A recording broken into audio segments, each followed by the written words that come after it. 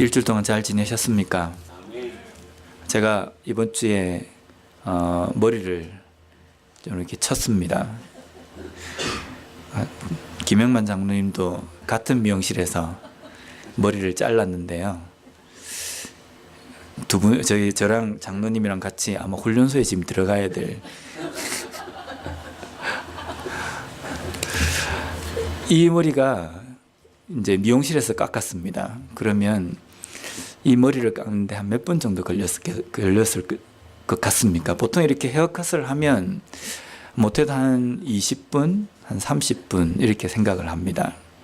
근데 이 머리는 5분도 채 걸리지 않았습니다.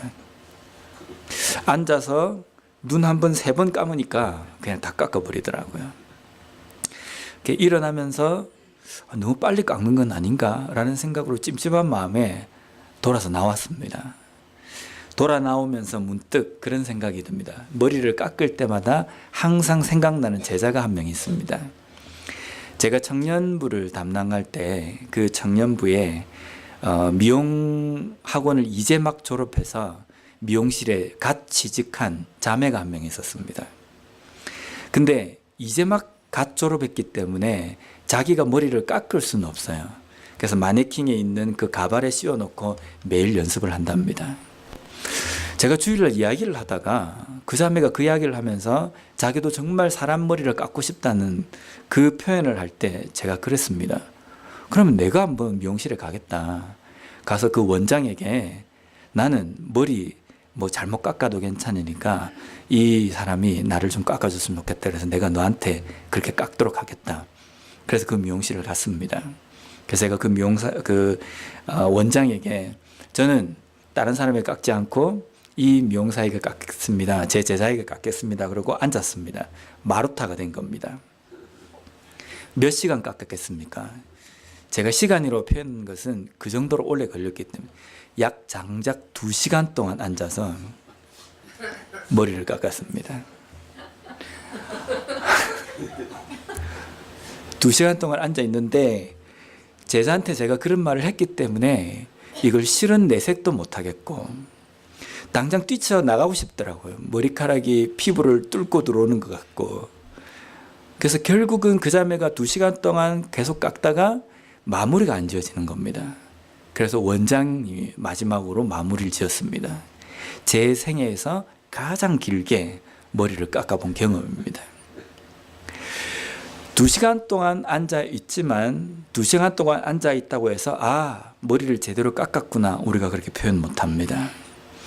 5분도 채 되지 않아서 머리를 다 깎았다고 해서 이 사람 잘못 깎았다라고 이야기할 수 없습니다. 내실이 중요합니다.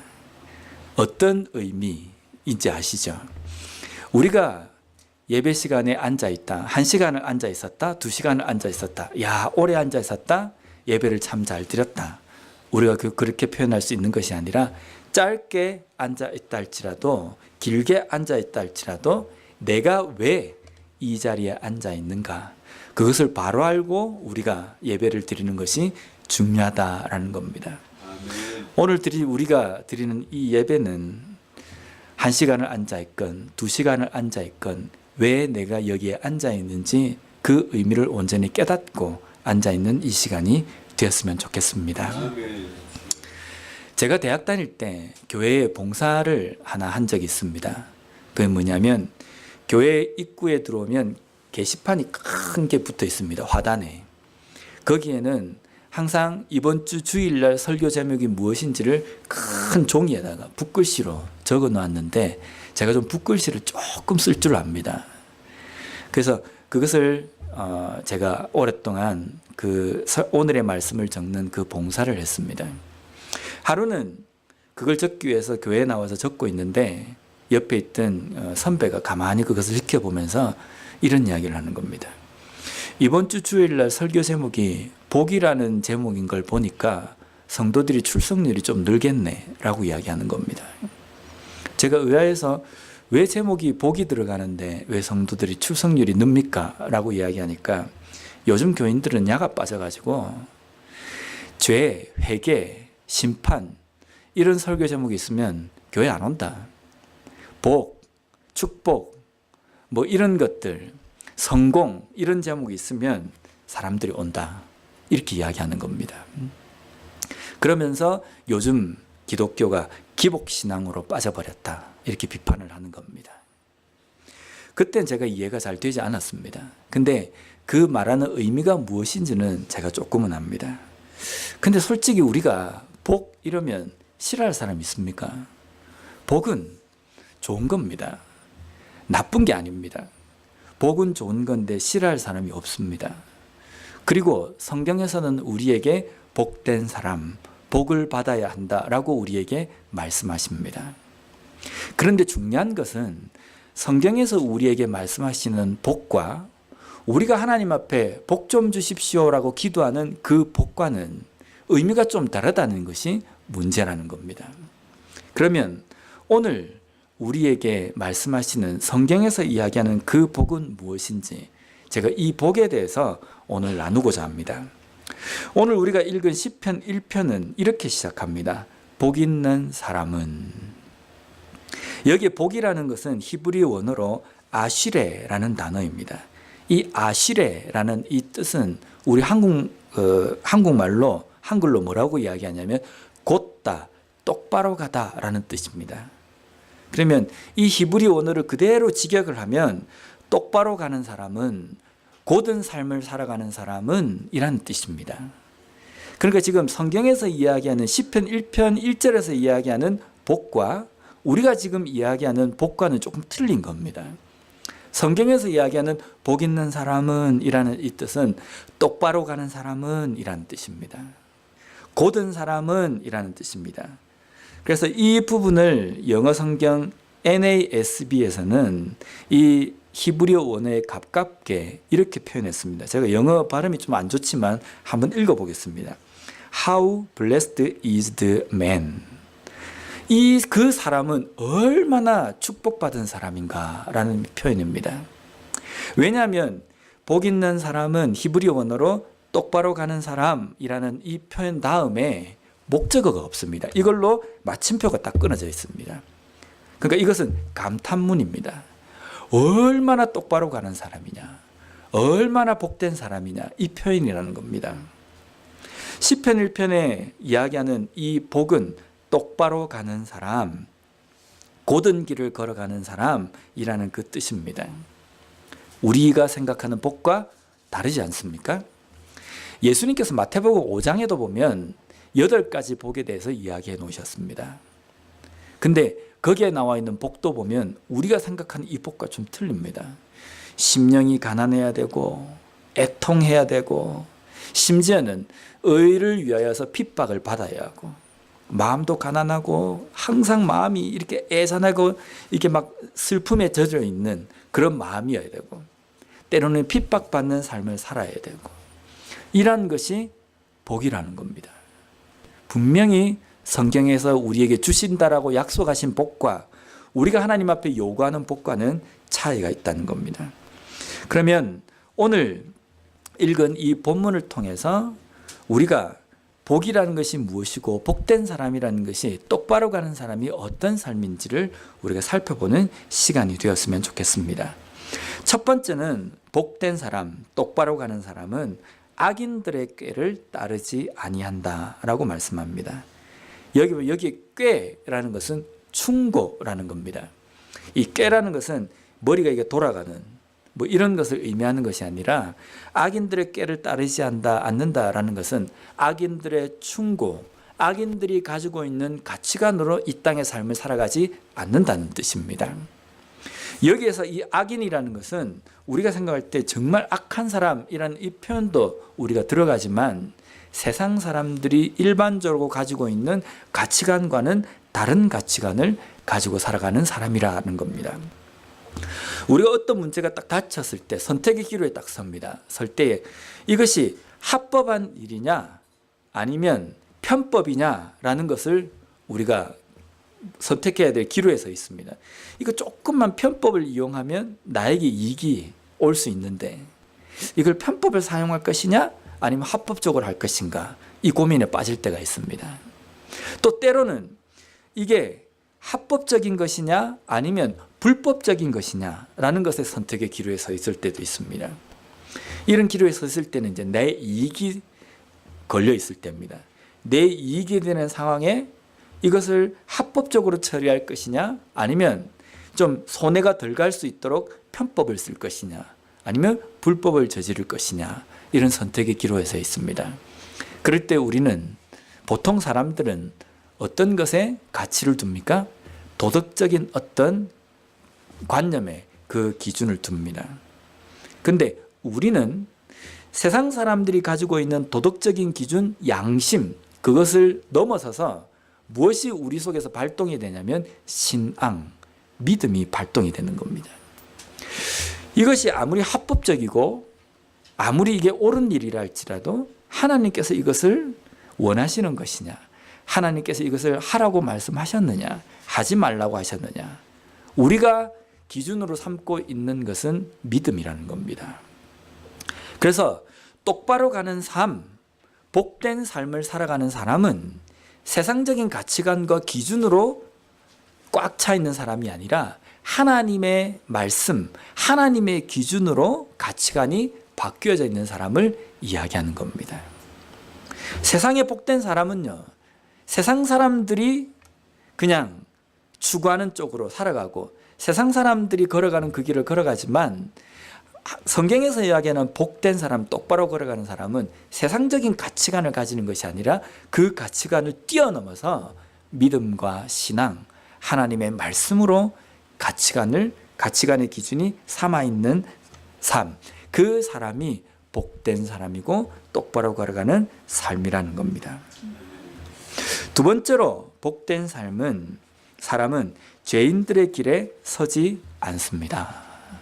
죄인들의 길. 여기 죄인이라는 뜻은 히브리 원어에는요, 이렇게 화살을 쏘면 관역을 향해서 달려갑니다. 화살이 날아가는데 이 죄라는 것은 그 관역을 비껴서 맞는 것을 죄라고 이야기합니다. 그러면 죄인이라는 것은 그 목적이 있는 그 중심에, 관역의 중심이 있는데 그 중심을 맞추지 못하고 날아가는 화살과도 같다라는 겁니다. 한번 보세요. 멀리 있는 관역을 쏘기 위해서 화살을 쏩니다. 쏠 때 나는 저기에 정확하게 맞추겠다라고 다 쏩니다. 누가 저기에 비껴가서 내가 쏘겠다라고 쏘는 사람은 없습니다. 그래서 관역을 향해서 쏩니다. 근데 출발하는 그 출발점에서 어느 일정 거리까지는요, 그 가는 방향이 똑같아 보입니다. 구별이 가지 않습니다. 화살이 날아가는데 저게 관역에 갈 것이냐, 그렇지 못할 것이냐, 거의 비슷합니다. 언제 결판이 나냐면 그 관역에 정확하게 탁 하고 맞추면서 떨어질 때 관역에 맞췄느냐 아니면 비껴 맞았느냐라는 겁니다. 그래서 죄인들의 길에 서지 않는다라는 것은요, 지금 현재 걸어가는 길이 똑같아 보입니다. 별로 다를 바 없이 보입니다. 그런데 결국은 그것이 하나님께서 말씀하시는 그 관역에 도달하지 못하는 삶을 살아가는 삶이 죄인들의 삶이라는 겁니다. 그러면 우리가 이 죄인들의 길에 서지 않기 위해서는 우리의 목적이 어디에 맞춰져 있어야 되냐면, 내가 지금 잘 가고 있다는 것에 맞춰져 있지 말고 내 관역이 어디인지를 정확하게 알고 날아가야 된다는 겁니다. 우리가 날아가고 우리가 향해서 가는 그 관역의 목적은 무엇입니까? 하나님의 영광, 하나님의 뜻, 하나님의 말씀, 거기에 맞춰져 있어야 되는 겁니다. 근데 우리가 만약에 이 땅의 삶을 살아가면서 우리의 가치관이 내가 잘 되는 것, 내가 부유한 것, 내가 성공하는 것, 여기에 맞춰져 있다고 한다면 그것을 가지고 함께 신앙생활하며 나아갈 때는 모릅니다. 똑같이 가는 것처럼 보입니다. 똑같이 예배드리고 똑같이 봉사하고 똑같이 신앙생활하지만 결국은 그 목적이 다를 수 있다는 겁니다. 그래서 우리는 그 관역을 향해서 날아갈 때 항상 내 목적이, 날아가는 방향이 하나님께서 원하시는 그 뜻과 그 말씀에 맞춰져 있는지를 항상 점검하는 삶이 필요하다는 겁니다. 세 번째로, 복 있는 사람은 오만한 자들의 자리에 앉지 않는 사람입니다. 여기 오만하다라는 것은 입을 삐죽삐죽 한다는 겁니다. 이렇게 하는 겁니다. 우리가 언제 입을 삐죽삐죽 합니까? 다른 사람에 대해서 비웃을 때에 입을 삐죽삐죽합니다. 우리가 만약에 신앙생활 하다가 교회를 다니지 않는 사람이 우리에게 뭔가 비웃거나 이럴 때에는 이게 고난이구나 라고 생각합니다. 근데 문제는 우리가 그것 때문에 시험 받지는 않습니다. 세상 사람들이 우리를 향해서 비웃고 우리에 대해서 멸시하고 이런 거에 대해서 우리가 시험 받아가 교회를 나오지 않고 이런 신앙생활을 멈추는 그런 삶은 잘 없습니다. 우리가 어떤 때 시험에 듭니까? 교회 안에 있는 다른 지체들에게 비웃음을 받을 때, 조롱을 받을 때 우리는 시험에 들고 신앙생활을 멈춘다는 겁니다. 누가 봉사 열심히 하면 옆에서 그 이야기합니다. 참 별나게 믿는다. 이 말이 교회를 다니지 않는 사람들의 입에서 나오는 것이 아니라 함께 신앙생활 하는 사람의 입에서 나오는 겁니다. 새 가족이 와서 봉사 좀 열심히 하려고 열심히 하면 옆에 기존에 있던 성도들이 뭐라 그러냐면 참 나도 다 옛날에 저랬다. 좀 지켜봐라. 좀 있으면 이제 지풀에 지쳐가지고 주저앉을 것이다. 이렇게 이야기합니다. 이 말이 봉사하는 사람에게 용기와 격려를 주는 말입니까? 낙담과 시험을 주는 말입니다. 이러한 것이 오만한 자입니다. 복된 사람, 똑바로 걸어가는 사람은 이 오만한 자의 자리에 앉지 않는 사람입니다. 제가 대학 신입생 때 이제 대학을 1학년을 딱 들어갔습니다. 들어가니까 1학년부터 4학년 전체 학년이 함께 이제 MT를 갔습니다. MT를 가서 거기서 이제 파티를 하는 겁니다. 파티를 하면 한국에 있는 대학은 옛날부터 그런 고질병이 하나 있습니다. 선배 중에 한 명이 나와가지고 이만한 국그릇을 들고 옵니다. 그리고 거기에다가 술을 가득 따릅니다. 그리고 신입생 한 명 한 명 그것을 다 먹이는 겁니다. 제가 중간쯤에 서 있는데 제가 저 술을 마셔야 되나 말아야 되나 고민이 막 되는 겁니다. 거기에는 전부 다 저보다 선배들이 다 있는 겁니다. 1학년부터 4학년까지 전체 학년이 다 있고 교수님들도 쫙 있습니다. 내가 저 상황에서 저걸 거절하면 그 선배가 또 술도 이만큼 돼가지고요. 아무래도 이게 별로 그렇게 좋지 않은 상황이 될 것 같은 거예요. 근데 저는 저걸 안 마셔야 될 것 같은 겁니다. 제 순서가 딱 왔습니다. 마시라고 대접에다가 술을 가득 퍼서 저에게 딱 주는 겁니다. 제가 그것을 받지도 않고 안 마시겠다 그랬습니다. 그러니까 그 선배가 저에게 하는 이야기가 3번의 기회를 줄 테니까 받아 마시라는 겁니다. 하나, 둘, 셋까지 오는데 마음속에 이걸 어떻게 해야 되나 이 생각이 막 드는 겁니다. 3번째까지도 제가 받지를 않았습니다. 그 선배가 이제는 저에게 그 이야기를 하는 겁니다. 왜 안 마시느냐. 제가 그랬습니다. 저는 신앙인이기 때문에 예수 믿는 사람이기 때문에 지금까지 술을 마시지 않았고 저는 술을 안 마시려고 합니다. 그렇게 이야기했습니다. 그러니까 그 선배가 하는 이야기가 니만 교회 다니나. 다른 교회 다니는 사람들 다 술 한 잔씩 하더라. 니만 그렇게 별나게 믿느냐. 그러고 있는데 그 선배가 하는 이야기가 나도 교회 다닌다 라는 겁니다. 그때 제가 뭐라 그랬냐면 그것 때문에 그 분위기가 싸해졌습니다. 교회를 다니면서 술을 마시는 것은 교회를 다니기 때문이고 저는 예수를 믿기 때문에 술을 안 마시겠습니다. 그렇게 이야기했습니다. 우리가 삶을 살아가면서 내가 신앙인이지만 내 신앙의 이 행동과 모습 때문에 다른 신앙인들을 시험에 들게 하거나 실족하게 만드는 경우가 있다는 겁니다. 내가 예수 믿기 때문에 내가 예수 믿는데 나도 이렇게 생활하기 때문에 너도 그렇게 생활해야 된다. 그렇게 우리가 강조할 수 없습니다. 내가 타락한 삶을 살아가고 이 정도 세상과 타협하는 삶을 살아가는 것이 융통성 있는 그리스도인의 삶이라고 자신이 생각하면서 다르게 열심히 믿고 있는 사람을 향해서 저 꼴수 기독교인 이렇게 우리가 욕해서는 안 된다는 겁니다. 이것은 오히려 내 삶 속에서 다른 사람을 바라볼 때의 오만한 자세로서 그들을 평가하고 그들에게 시험을 주게 하는 삶이라는 겁니다.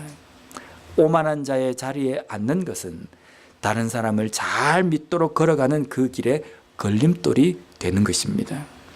복된 사람, 하나님의 뜻에 비껴가지 않는 사람, 똑바로 걸어가는 사람은 이 오만한 자의 자리에 앉지 않습니다.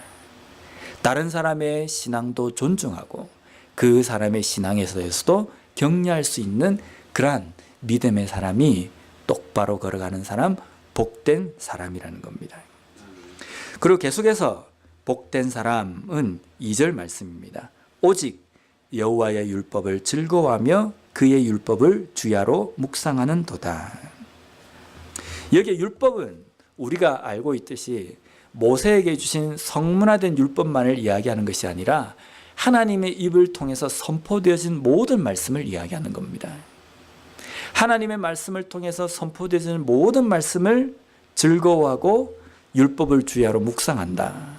솔직히 하나님의 말씀을 묵상하고 읽고 암송하고 이런 것이 뭔가 즐거움이 될까라는 이 생각이 좀 듭니다. 근데 이 말씀은 이제 좀 이렇게 의역을 좀 하면요, 내 인생의 즐거움은 하나님의 말씀대로 살아가는 것에 맞추어져 있다라는 겁니다. 복된 삶, 똑바로 걸어가는 사람의 삶은요, 하나님의 말씀대로 지켜 행하는 것에 기쁨을 두고 있다는 겁니다. 세상 사람들은 어디에 기쁨을 둡니까? 내 자녀가 성공하는 것에, 내 사업이 승승장구하는 것에, 내 앞길이 형통한 것에, 여기에 기쁨을 두고 있습니다. 때로는 요즘은 욜로라고 이야기합니다. 지금 이 시간을 즐겨라 라는 겁니다. 그래서 지금 현재 내 삶에 기쁜 것, 내 입에 맛있는 것이 들어오는 것, 내가 지금 좋은 것을 보는 것, 여기에 기쁨이 기준이 맞춰져 있지만 똑바로 걸어가는 사람, 복된 삶, 그 사람의 기쁨의 기준은 하나님의 말씀대로 살아가는 것에 맞춰져 있다는 겁니다. 하나님의 말씀에 맞춰져 있는 그 삶이 복된 삶, 그리고 똑바로 걸어가는 삶이라는 겁니다. 여기에 율법으로 번역된 토라트는요, 토라라는 원형에서 파생된 단어입니다. 토라는 아까 제가 말씀드린 것처럼 죄인과 반대되는 뜻인데, 토라라는 것은 관역을 향해서 정확하게 맞추는 화살을 이야기합니다. 그래서 하나님의 말씀, 하나님의 율법, 하나님의 계명, 이것은 우리의 삶의 기준이 되는 겁니다. 한번 상상을 해보시기 바랍니다. 아주 어두운 산길을 걸어갑니다. 아주 어두운 산길을 걸어갈 때에 한 번도 내가 와보지도 않았고 무슨 이유 때문인지는 모르지만 거기에 딱 처해져 있습니다. 방향도 모르고 앞도 보이지 않고 그리고 어디로 가야 할지도 모르는 그 상황 가운데 이 사람에게 정말 필요한 것은 무엇입니까? 손전등입니다. 손전등이 있어야 어떻게라도 한번 가보지 않습니까? 그런데 손전등이 쥐어져 있지 않는 그 사람이 마음속에 뭐라고 생각하냐면, 지금 내 삶의 나의 기쁨은 돈이 좀 쥐어졌으면 좋겠는데, 다이아몬드가 하늘에서 좀 떨어졌으면 좋겠는데, 이렇게 생각하고 그 어두운 길을 헤매면서 있다고 한다면 그것을 지켜보는 우리가 뭐라고 생각하겠습니까? 참 어리석다. 저 상황에서 천만금이 무슨 필요가 있느냐. 저 어두운 그 길을 빠져나오지 못하면 저기서 그냥 굶어 죽을 수도 있는데, 아무리 많은 돈도 아무리 많은 다이아몬드도 필요 없는데 그 상황에서 돈에 저렇게 집착을 하다니, 우리가 그렇게 생각하지 않겠습니까? 우리의 인생이 그렇습니다. 우리가 이 땅의 삶을 걸어간다는 것은 암흑과 같은 세상입니다. 이 전등이 있기 때문에 암흑이 아닌 게 아니라 이 세상은 죄로 확 뒤덮여가지고 어떠한 것이 빛이고 어떠한 것이 바른 길인지 알지 못하고 걸어가는 삶이 이 세상입니다. 영적인 암흑 가운데 우리가 걸어가는데 우리에게 필요한 건 뭡니까? 돈이 아니고 성공도 아닙니다. 우리에게 필요한 것은 등불입니다. 빛입니다. 그 등불이 바로 하나님의 말씀이고 하나님께서 우리에게 주신 그 뜻이라는 겁니다. 근데 그 등불을 가지고 살아가다 보면요, 우리의 삶 속에서 때로는 낭떠러지도 있고 때로는 막 돌멩이도 떨어질 것 같은 그러한 꾸불꾸불한 길을 걸어갈 수 있습니다. 그런데 꾸불꾸불한 길을 걸어간다 할지라도 등불을 가지고 걸어가기 때문에 목적에 정확하게 도달할 수 있다는 겁니다. 잘 걸어갈 수 있는 것은 하나님의 말씀, 빛이신 하나님의 말씀이 내 삶 속에 기준이 되어 있고 그 말씀대로 걸어가면 제대로 된 길을 걸어갈 수 있다는 겁니다. 마지막으로 복된 삶은 3절과도 같습니다. 그는 시냇가에 심은 나무가 철을 따라 열매를 맺으며 그 잎사귀가 마르지 아니함 같으니 그가 하는 모든 일이 다 형통하리로다. 복된 사람은 시냇가에 심은 나무와 같다는 겁니다. 이 당시에 이 시편 저자가 살고 있는 이 시대, 이 팔레스틴 지역은요, 우기와 건기가 뚜렷합니다. 그래서 비가 우기 때 거의 80% 이상이 확 내리고 건기 때는 비가 전혀 내리지 않습니다. 그래서 이 지역에 있는 나무들은 대부분이 다 키가 작고 그런 과일 나무들만 있습니다. 그런데 모든 나무들이 그렇지만 하나 다른 게 있습니다. 시냇가에 심어진 나무들은요, 항상 물이 있기 때문에 보통 일반적인 나무보다는 키가 크고 더 튼실합니다. 왜냐하면 시냇가에 심겨져 있기 때문입니다. 우기든 건기든 물이 풍부하기 때문에 잎을 내고 또 열매를 항상 맺는다는 겁니다. 제가 항상 이 나무를 생각하면 생각나는 나무가 있습니다. 제가 오레곤에서 왔습니다. 5년 동안 거기 살아가면서 한국에서 보지 못했던 그 풍경들이 그 오레곤에 많이 있습니다. 그 중에 한 가지가 뭐냐면 비가 너무 많이 오기 때문에 일반 인도에도 보면 아주 얇게 이끼가 쫙 끼어져 있습니다. 그래서 잘 미끄러집니다. 자전거 타다가도 많이 미끄러집니다. 이 비가 얼마나 많이 와서 그런지 겨울에도 보면 나무가 이렇게 쭉 있으면 나무의 잎은 다 떨어져 있어도 그 나무 가지에 보면 이끼들이 촘촘하게 붙어 있습니다. 나무에도 이끼가 붙어 있습니다. 그러니까 1년 360 겨울이라도 멀리서 보면 풍경이 초록색입니다. 갈색이 잘 보이질 않아요. 근데 오레곤 나무에 단점이 하나 있습니다. 바람이 불면 잘 넘어집니다. 이유가 뭔지 아십니까? 뿌리를 깊이 내리지 않아도 비가 계속 오기 때문에 뿌리가 어떤 나무의 뿌리는 이 흙 위로 이렇게 올려져서 노출이 되어 있는 뿌리들도 많이 있습니다. 오레곤은 바람이 그렇게 많이 안 붑니다. 근데 간간히 바람이 좀 세게 불어가지고 담이 넘어질 정도가 딱 되면요, 여지없이 나무들도 쓰러지는 나무가 많이 있습니다. 그냥 툭 하고 넘어져 버립니다. 둥치가 이래 굵은데도 그냥 넘어집니다.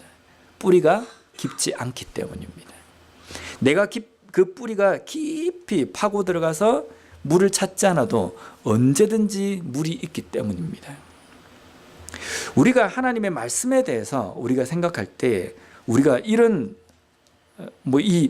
콜로라도에 있는 나무는 어떤지는 모르지만 우리가 좀 그런 생각이 있어요. 하나님의 말씀에 우리의 뿌리를 깊이 들어있는 삶을 살아갈 때에 위에서는 바람이 불고 막 요동을 쳐도 그 나무는 흔들리지 않습니다. 근데 하나님의 말씀에 대해서 얕게, 별로 그렇게 내가 하나님의 말씀에 대해서 깊이 애절하게 우리가 간절하게 생각하지 않아도 이 세상 살아갈 수 있네 라는 생각을 살아가면요, 나중에 우리의 삶에 고난과 핍박과 여러 가지 힘든 상황이 될 때 여지없이 무너져 버린다는 겁니다. 왜냐하면 우리의 뿌리가 하나님의 말씀에 깊이 박혀져 있지 않기 때문입니다. 평온할 때는 표가 나지 않습니다. 일반적인 삶을 살아갈 때는 전혀 그것이 표가 나지 않습니다. 어떤 때 표가 나냐면 우리의 삶에 반드시 오게 되는 고난 가운데에 그것이 표가 난다는 겁니다. 예레미야 17장 7절 8절 말씀에 보면 그러나 무릇 여호와를 의지하며 여호와를 의뢰하는 그 사람은 복을 받을 것이라. 그는 물가에 심어진 나무가 그 뿌리를 강변에 뻗치고 더위가 올지라도 두려워하지 아니하며 그 잎이 청청하며 가무는 해에도 걱정이 없고 결실이 그치지 아니함 같으리라. 하나님의 말씀에 깊이 뿌리를 박고 있으면 고난이 비껴간다고 말하지 않습니다. 고난이 없다라고 말씀하지 않습니다. 고난이 내리쳐도 움직이지 않는다. 교동하지 않는다는 겁니다. 하나님의 말씀 가운데 살아가는 삶, 그 사람은 복된 삶입니다. 그 복된 삶 속에는 고난이 없다는 것이 아니라 고난이 와도 제대로 된 그 목적을 향해서 잘 걸어가는 삶이라는 겁니다. 미국에 가끔 있다가 휴가를 가거나 이러면 이제 스테이트를 벗어나거나 이러면 쭉 뻗은 길을 볼 수 있습니다. 한국에서는 전혀 보지도 못했는데 저 끝까지 달려가면서도 어떻게 저기까지 갈 수 있을까 생각하는 정도로 핸들을 좌우로 움직이지 않아도 그대로 잡고 있어도 가는 고든 길이 있습니다. 그 고든 길을 걸어갈 때 가끔 그런 생각이 듭니다. 이 길을 걸어가는데 만약에 저 끝까지 갔는데 길을 잘못 들었구나 라고 생각하고 돌아온다면 이건 낭패겠구나 이런 생각이 듭니다. 또 어떤 때는 보면 이 길을 가다가 그 골짜기 그런 길을 걸어갈 때가 있습니다. 그런 구불구불하게 이렇게 막 갑니다. 오른쪽에는 보면 돌이 금방이라도 떨어질 것 같은 그런 길을 걸어갈 때가 있습니다. 그런 길을 걸어갈 때도 이 길이 맞는 길이다라고 확신하는 것은 목표에 도달하는 그 길을 걸어가기 위해서는 이 길을 반드시 거쳐야 되기 때문입니다. 그래서 그 협곡을 걸어갈 때에도 목적이 제대로 정해져 있으면 옆에서 돌이 떨어질 것 같은 위험이 있다 할지라도 불안하지 않습니다. 우리의 인생이 그렇습니다. 내 삶이 형통이라고 이야기할 때 쭉 뻗어져서 전혀 앞길에 방해도 없고 뭔가 막힘도 없이 쭉 하고 걸어간다고 이것이 잘 걸어가는 길이냐, 아니면 돌멩이가 떨어질 것 같은 위험이 있는 그 길을 걸어간다고 해서 내가 잘못 가는 길이냐, 어떤 길이 잘 가는 길이고 어떤 길이 잘못 가는 길입니까? 아무리 쭉 뻗은 길을 70마일을 해서 놓고 달려간다 할지라도 목표가 잘못되면 그 고든 길도 형통한 길이라고 말할 수 없는 겁니다. 아무리 협곡과 같은 길을 꾸불꾸불한 길을 오랜 시간 달려간다 할지라도 그 길은 잘 걸어가는 길이라고 우리가 할 수 있는 것은 목표에 정확하게 가는 그 길을 향해서 가고 있기 때문에 잘 걸어가는 길, 형통한 길이라고 이야기합니다. 하나님의 말씀에 뿌리를 깊고 살아가는 삶은 형통하다, 모든 일에 형통하다라고 이야기하십니다. 모든 일에 형통하다는 것은 모든 일에 방해가 없을 것이다, 모든 일에 걸림돌이 없을 것이다, 그 의미가 아니라 어떤 일을 만난다 할지라도 목적에서 흐트러지지 않고 그 목적을 향해서 잘 걸어가게 될 것이다 라는 것을 이야기합니다. 우리의 형통은 막힘이 없는 것만을 이야기합니다. 그냥 고든 길을 달려가면 잘 간다고 생각합니다. 하지만 우리의 인생 가운데에는 고든 길만 걸어가는 것이 아니라 꾸불꾸불한 길도 걸어가게 됩니다. 고난의 길을 갈 수도 있다는 겁니다. 그러한 길을 걸어갈 때에 우리가 형통하고 복받은 사람의 삶을 살아간다는 것은 하나님의 말씀에 뿌리를 두고 우리의 가치관이 하나님의 말씀에 맞춰져 있고 오만한 자리에 죄인의 길에 서지 않는 그 삶을 걸어갈 때에 우리는 복된 삶, 복받은 삶을 살아가는 삶이라는 겁니다. 그러한 삶을 살아가는 우리 모두가 되었으면 좋겠습니다. 기도하겠습니다.